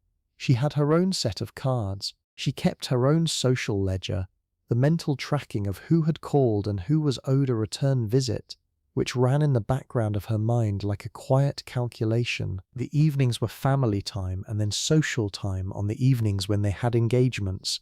Dinner at 7, a book afterward, or conversation, or music if her mother felt like playing. The particular quiet of a Victorian evening before the full darkness set in, when the gas lamps were lit and the fire was burning and the sounds of the street were muffled by the curtains, when the domestic world contracted to its smallest and warmest perimeter and there was something in it, something that is very hard to name but that people who have known a certain kind of evening will recognize. The sense of the world held at bay for a little while. Clara liked these evenings. She would think about them later as one of the good things of that time. The world she was living in was, by the standards of what had come before, materially comfortable. The Victorian middle class had access to things, goods and services and physical comforts that earlier generations had not had. Gas lighting in the house, which was transforming the character of evening life. The railway, which made the country smaller and visits to distant family more possible. The penny post, which made letters cheap enough that ordinary people could sustain real correspondence across distance. The expanding world of books and magazines and the printing press, which was producing more reading material than any previous generation had had access to. Clara's world was full of things to read. She read whatever she could get, and in the 1880s there was a great deal to get. The Victorian novel was at its height. The magazines and periodicals that addressed middle-class readers were numerous and thoughtful. She read fiction and non-fiction, history and science, and the social questions that were beginning to take up more and more space in public discourse. She read about women's education. She read pieces arguing for and against women's suffrage, which was still a minority position but a growing one. She read the debates about women's work and women's role and what the future of the English family might look like. And she read them with the combination of interest and slight dislocation that comes with encountering arguments that touch your own life, your own situation, without offering a clear path for what you should do about them. These debates were alive in her world, but they were not, for most of her life, debates she participated in publicly. They were things she thought about in her journal, things she discussed with Henry eventually when the marriage gave her a space for that kind of conversation. They were the interior life running parallel to the presented life. And this is true in its way for all of us, isn't it? The interior life and the presented one, the thoughts we have and the thoughts we speak, the version of ourselves that the world sees and the version that lives in the private spaces, the journals, the quiet evenings, the moments before sleep. Victorian women like Clara were not fundamentally different from the women who are listening to this now. They were navigating a different world, with different rules and different constraints and different options available to them. They were doing it with the tools they had, the intelligence and the judgment, and the small private systems of meaning that they built in the spaces the rules left open. They fell in love in drawing rooms, through letters, across the careful language of flowers.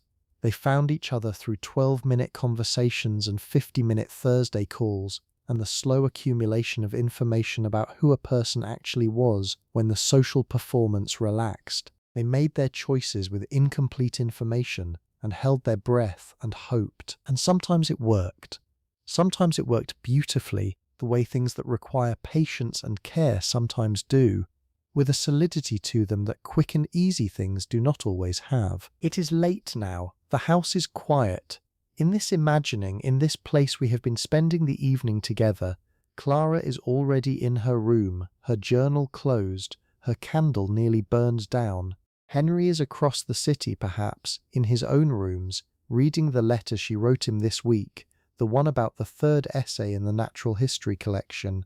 He will read it twice. He will smile at the place where she disagrees with the author on a point of ornithology, and explains, in 2 precise and slightly amused sentences, exactly why the author is mistaken. He will write back tomorrow. The Victorian world had many failures, many cruelties, many injustices built into its foundations, and some of them have been the subject of our evening, and none of them should be minimized. But it also had these small, careful, letter-writing, flower-sending, drawing-room conversation-having human beings, doing their best with the world they were given, finding the signals in the roses and the forget-me-nots, learning slowly and with difficulty how to know each other. There is something in that I find genuinely worth holding on to. Not the rules, not the supervision, not the inequality or the pressure or the narrowness of the lives available to women, but the patience, the slow time, the willingness to build something carefully. We live in a world of speed now, of instant contact, immediate expression, the expectation that everything should resolve quickly. There are real gains in that. There are freedoms that Clara did not have that we should not take for granted. But sometimes I wonder about what the slowness offered, even when the slowness was not chosen. The long letter written, and then read, and then written back to. The Thursday afternoon held to, week after week, as evidence of seriousness. The flower sent, received, interpreted, answered. The time it took to know someone. You are warm now. The room around you is quiet, the way rooms get very late at night when everything has settled into stillness. The house is breathing. Outside your window, the dark is doing whatever the dark does at this hour, which is mostly just being dark, which is enough. Somewhere in the long record of human time, a young woman named Clara is sitting at a writing desk with a candle burning low, her pen in her hand and a page half covered with her thinking. She is 21. She does not know what her life will look like from the outside, from here looking back. She only knows the inside of it, the warmth of the fire and the cold of the window glass, and the small sound of her own breath in the quiet room. She is thinking about a man with dark eyes who listens. She is deciding whether to say very much, which is, in the careful language of her world, a great deal. Let the decision rest there. Let her sit there in the candlelight, in the 1880s, in the winter, with the pen in her hand and the word forming. The drawing room will be ready on Thursday. The flowers will say what they need to say. The letters will carry what they carry. The world will do what worlds do, which is to be both more and less than you expected, and to offer, alongside all its difficulties, these moments of particular warmth. You do not have to do anything now. You do not have to go anywhere. The night is quiet and the room is warm, and there is nothing required of you except exactly this: your breath slowing, the weight of the blanket, which is sufficient, the particular darkness behind your eyelids, which is its own kind of drawing room, its own kind of quiet Thursday afternoon. Let the rosebuds rest in their vase. Let the letters sit in their box. Let the Victorian evening fold itself away like a well-kept piece of paper, pressed flat and still with everything it carried. Clara is writing. She is writing very much. She keeps it. Sleep well. Thank you for spending this evening here at Sleepy Old World, in the drawing rooms and letter cases of 1882. The candle is almost out. The night is doing its oldest, kindest work. Let it. But wait. I am not quite ready to let you sleep yet. There is more of this world I want to show you, and the night is long enough for it. Let us go to a ball, not a grand aristocratic affair with 500 guests and a string orchestra, and the daughter of a duke making her entrance in white silk at the top of the staircase. Let us go to something much more ordinary, and therefore much more interesting. Let us go to a subscription assembly ball in a market town in the English Midlands in November of 1881. The kind of event that happened regularly in provincial towns throughout the Victorian era, organised by a committee of local families, held in the assembly rooms above the main inn, attended by perhaps 60 or 70 people, half of them young and hoping for something, and half of them older and remembering when they were. The assembly rooms have been rented for the evening. The floor has been chalked. The gas lights are all burning, which makes the room bright and slightly warm, and the smell of the candles and the gas and the perfume and the faint clean scent of the chalk on the floor all mingles together into something that is simply the smell of a Victorian ball, as recognizable and specific as any particular place or time. The musicians are setting up in the corner, 3 of them, a pianist, a violinist, a cellist. They will play dance music for approximately 3 hours with a break for supper at the midpoint. The dances themselves follow a set program, distributed on small cards to the guests as they arrive. Each dance is listed in order, numbered 1 through 12 or 14 or however many the evening contains. Waltzes, polkas, quadrilles, the occasional schottische or galop. Each dance lasts roughly 5 to 10 minutes. Between dances there are intervals for recovering your breath and for the social manoeuvres that are, honestly, the real point of the evening. A young woman attending the ball arrives with her family. She wears an evening dress, lighter in fabric and lower in neckline than her day dresses, because evening occasions permitted a modest degree of décolletage. Her hair is more elaborately arranged than for the daytime. She might wear a small piece of jewellery, a brooch, a necklace if she is engaged, earrings if her lobes are pierced. She carries the dance card, which will be filled in through the early part of the evening as partners claim dances. The dance card. This is one of the most specifically Victorian romantic instruments, and it deserves a moment of attention. It is a small card, often printed with the evening's programme, with a small pencil attached by a ribbon. The format varies, but the principle is the same everywhere. Beside each dance number is a blank space where a partner's name can be written. The filling of the card is a social negotiation conducted in the first half hour of the evening, and the result is a document of exactly who danced with whom in what order, which is why young women sometimes kept their dance cards for years afterward. A dance card from a significant evening was a kind of archive, a record of a night when something happened or began to happen. The rules around the dance card were exacting. A man could ask a woman to dance by approaching her, bowing slightly, and asking if he might have the pleasure of a particular dance.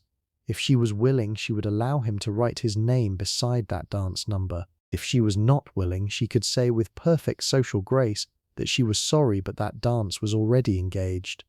She might then offer him a different, later dance instead, which was a kindness and a signal of some interest, or she might offer nothing, which was a clear enough message. A woman could not herself approach a man and ask him to dance. This was simply not done. She waited to be asked, and managed the asking by what she did with her card.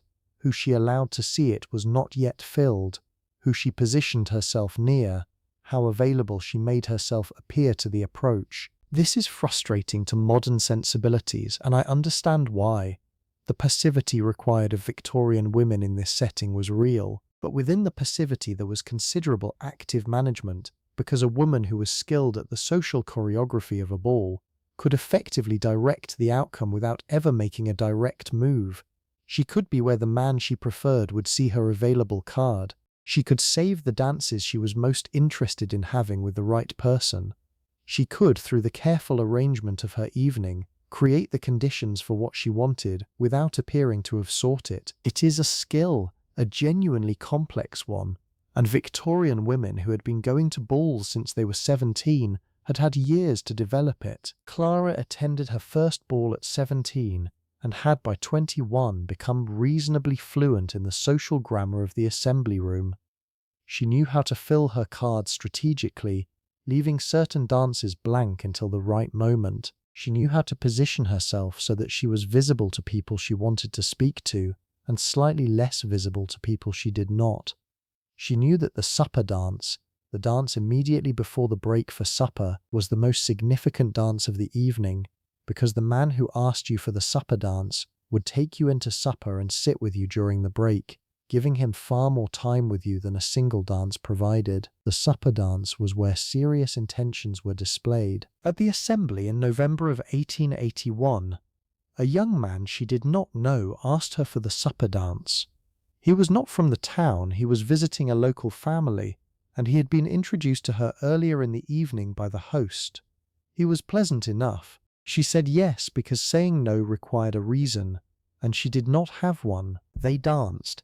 They had supper. He talked about his family's estate in Derbyshire for a considerable portion of it, and she listened and asked the right questions and thought, privately, that Derbyshire was a long way away, and that his conversation gave no particular indication that he had ever read anything with close attention. But this is how the sorting happened. This is how you found out. You went to balls, you filled your card, you had supper with young men from Derbyshire, and men with dark eyes and everything in between, and gradually the field resolved. Gradually you developed a sense of what you were looking for. Gradually the right person, when they finally appeared, had something to appear against. She would meet Henry the following spring. The ball also had a chaperone structure of its own, slightly different from the drawing room version.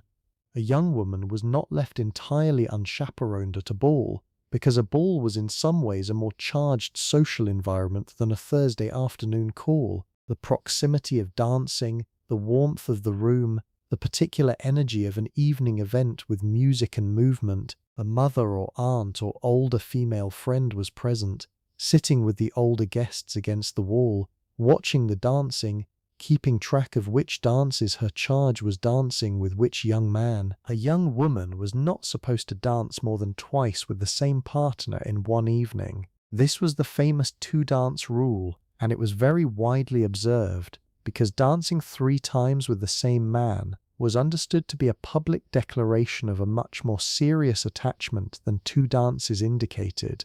3 dances was an announcement. It attracted attention.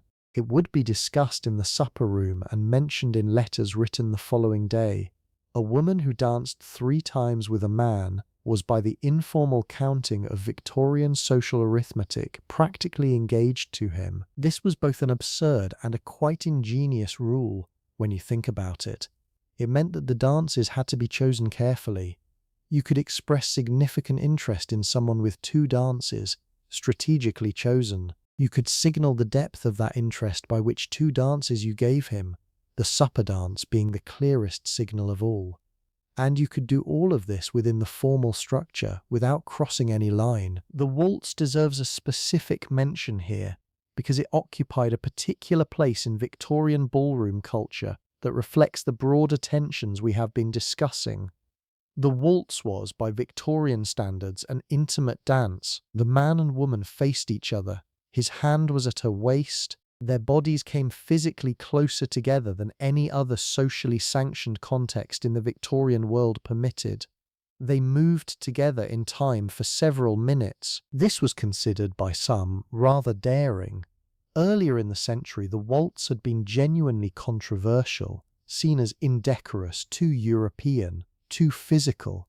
By the 1880s, it had been domesticated into full respectability, but it retained a faint suggestion of something, a slight warmth around it, that the quadrille, with its organized patterns and changing parters, did not have. To waltz well with someone, to move easily in time with them, to find that you matched each other's rhythm naturally, was a small but specific form of knowledge. Not nothing, not everything, something. Clara was a good dancer. She had been taught since childhood, as all middle-class girls of her era were, because dancing was a social skill as essential as conversation and as much a marker of accomplishment and character. You could tell a great deal about a person from how they moved on a dance floor, whether they were comfortable or stiff, whether they listened to the music or just endured it, whether they led or followed with grace, ease, a certain generosity. At the first dinner party where she and Henry were both present, a few weeks after his Thursday calls had been established, there was dancing after supper. Not a ball, just the informal dancing that sometimes followed dinner in a house with a cleared sitting room and someone willing to play. Henry asked her for one dance, a waltz, and they danced once around the room and then once more because the musician, who was Margaret's sister and who was enjoying herself, played an extended version that gave them more time than either of them had expected. Halfway through the second time around, he said, quietly enough that only she could hear it, "You move as if you had written the music yourself." She looked at him and he was completely serious, not performing a compliment but actually saying what he thought. She did not know what to do with that, so she said nothing, and they finished the dance, and she thought about that sentence for 3 days. He wrote about it in the second letter. He said, "I want to confess that I was embarrassed immediately after saying it, as it seemed rather much for a first dance. But I found I could not unsay it because it was true." The phrase "rather much" is doing a great deal of work in that sentence. It is so careful and so Victorian and so genuinely warm at the same time that it is almost funny, and she smiled when she read it, in her room alone, which was the only place she was permitted to have that smile without it becoming significant to everyone around her. She kept the letter in the box. There is another element of Victorian courtship I want to spend some time with because it does not come up often and it matters. The element of waiting, not waiting in the sense of passive inactivity, not waiting in the sense of doing nothing, but the particular quality of time in Victorian courtship, the deliberate slowness, the months and sometimes years that elapsed between a first meeting and a formal engagement, between an engagement and a marriage, the period of in-between, which was its own world. Most Victorian middle-class couples who courted in the serious sense, who moved through the formal process of calls and letters and chaperones toward marriage, did so over a period of roughly 1 to 3 years. The working class sometimes moved faster for practical reasons. The aristocracy sometimes moved slower for negotiating reasons, but the middle class generally had this extended period, and it shaped what marriage meant to the people who arrived at it through it. The waiting was not experienced as wasted time, it was experienced as preparation, as the building of something. There is a quality to a thing that has been slowly and carefully made, whether it is a letter or a garden or a relationship, that a quick thing does not have, a different density, a different sense of what it is and what it is worth. Clara and Henry were engaged for 8 months before they married. 8 months of being formally betrothed with all the increased freedoms that brought, but still not yet married. 8 months of calls that now included more private time, of letters that were now more openly themselves, of a relationship that was becoming real in the most specific and daily sense, learning each other's habits and opinions and small preferences, building the interior knowledge that would make them able to live together and stay themselves. She found out, during the engagement, that he was not always patient, that in certain kinds of disagreement, when he had formed a strong opinion and felt it was being dismissed rather than genuinely considered, he had a tendency to become slightly brittle, to withdraw into formality. It was not a serious flaw. She found it manageable, but she found it better to know it than not to know it, and the engagement period, with its increased closeness, gave her the chance to know it. He found out that she was not always soft, that in practical matters, household decisions, the management of money and schedule and the logistics of daily life, she had a firmness that was sometimes not immediately pliable, that she had thought about things before he arrived and her thinking was not easily dislodged. He found this, after one brief early friction, not a problem but a relief. He had not wanted to be the only person in the household with a considered view. These discoveries, made in the relative safety of the engagement before the permanence of marriage, were part of what the long courtship offered. Time to look clearly, time to understand that the person you had been finding so interesting in drawing rooms and letters was also a full person with edges and habits and a particular quality of stubbornness, and to decide whether that complete person was the one you wanted. Most of the time, the answer remained yes. Sometimes it did not. There are records of Victorian engagements broken off by both parties for reasons ranging from discovered incompatibilities to family opposition to financial changes. A broken engagement was uncomfortable, particularly for the woman, whose reputation was slightly affected by having been engaged and then not married. But it was survivable. It was far better than a broken marriage, which was catastrophic. The system, for all its faults, did offer this small mercy. The engagement as a testing period, the formal acknowledgement of intention with enough increased closeness to test the intention against reality, and a still possible exit if reality proved discouraging. Let us walk now slowly through a specific kind of Victorian afternoon. Not a ball, not a formal call, but something in between. A garden party held in June in the garden of a house in the suburbs when the roses were in full bloom and the weather had been cooperative enough to allow for lawn games and tables set out under the trees, and a particular quality of June afternoon light that made everything look slightly better than it was. Garden parties were relatively new in the 1880s. The lawn, the suburban garden as a social space, the outdoor summer gathering, all of these were products of the expanding middle class and its new houses with their new gardens and their new aspirations. The garden party was neither as formal as a dinner party nor as structured as a ball. It was a more relaxed event, which in Victorian terms meant it was merely quite formal rather than extremely formal, and the relaxation showed in small ways. The dress code was lighter in fabric and colour. The presence of sunshine and open air made the atmosphere slightly less supervised, slightly more possible for small private conversations to happen at the edge of the lawn or beside the roses. This relative relaxation was not lost on young people navigating courtship. The garden party was understood to be a somewhat easier setting for natural conversation, because the setting itself was natural, and the informality of being outdoors together, without a specific seating arrangement, without the focused attention of a drawing room, created small openings that indoor events did not. You could walk together, briefly, toward the rose beds. You could stand together at the edge of the lawn game without it being quite as visible as sitting together in a drawing room. The supervision was still there, still present, the mothers and aunts and family friends distributed across the garden, but it was distributed rather than concentrated, which made a difference. Clara attended a garden party the summer before she met Henry. She wore a pale green dress, and her mother had given her a particular kind of quiet attention that meant the morning had been carefully arranged. The family hosting the party had a son who was considered a possibility. He was tall, well-dressed, with the kind of surface ease that wealthy young men often had, and he spent approximately 15 minutes in conversation with Clara before the conversation revealed that his primary interests were horses and cricket, and that he found her interest in natural history vaguely puzzling. She ate a small sandwich and watched the lawn games, and thought about nothing in particular. The garden party she remembered from that summer was not that one.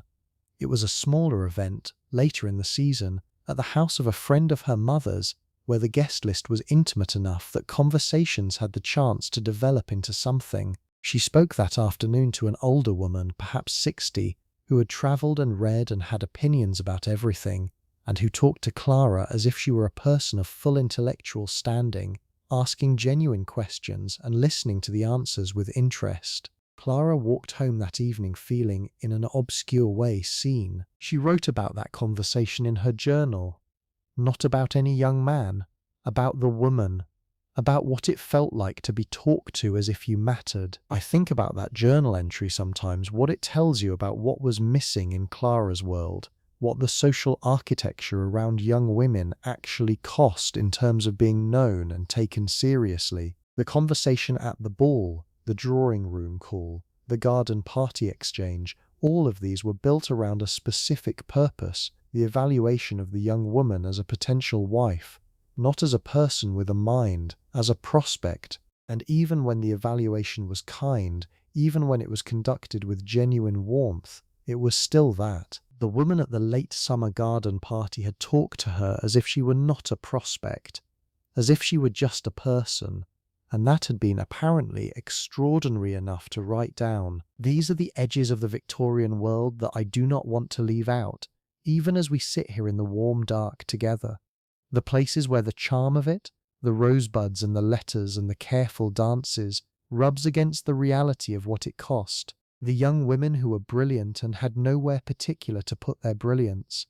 The ones who were funny and had to moderate it constantly because too much humour in a young woman was considered unfeminine. The ones who had strong views and had read everything and spent their evenings in the drawing room demonstrating their accomplishments, their piano playing and their French and their watercolour skills, as evidence of their suitability for marriage. The accomplishments of Victorian young women are another thing worth thinking about, because they were genuinely substantial in many cases, and they were built for a specific purpose. A middle-class young woman was expected to be able to play the piano, or at least the harp or the guitar, well enough to perform competently at social occasions.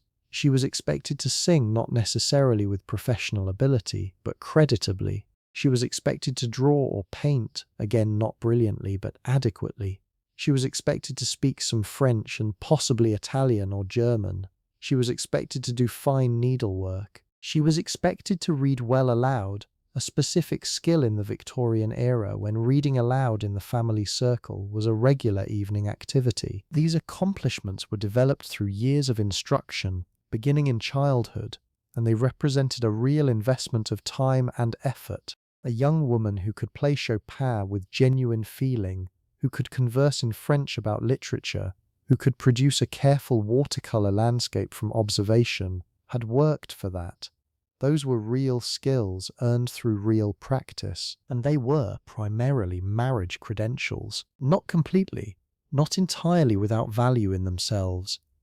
Clara genuinely loved books, loved ideas, and some of her accomplishments connected to that genuine love. The piano she played because she had been told to, but she had discovered, somewhere in the middle years of practice, that the music itself was worth something, that there were particular pieces that moved her in a way that was not about performance at all. But the framing was always there, the accomplishment as signal, the skill as demonstration, the thing you had learnt being constantly used in social settings to display you favourably to the people who were assessing whether you would make a suitable wife. There is a lot to unpack in the word suitable, and we have been unpacking it all evening in one way or another, because suitable in Victorian terms was a complicated calculus that involved family, class, income, reputation, character, and the subjective evaluation of whether two people were likely to make a functional household together. A suitable match was not necessarily a loving one. A loving match was not necessarily suitable. The best matches were both, and they did happen.